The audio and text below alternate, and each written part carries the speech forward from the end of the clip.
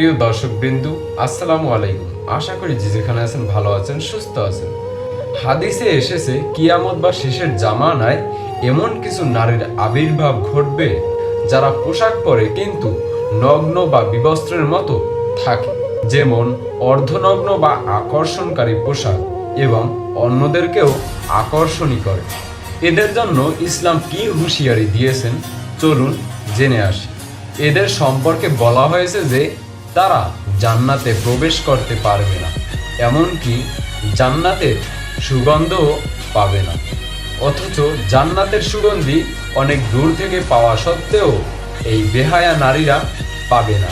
Islamic বিশ্লেষকদের মতে এই হাদিসগুলো নারীদের হেয় করার জন্য নয়, বরং সমাজে নৈতিকতা রক্ষা, পারিবারিক সম্পর্কে শ্রদ্ধাবহর এবং পরকালের জবাবদিহিতা নিশ্চিত করার এক ধরনের সতর্কবার্তা।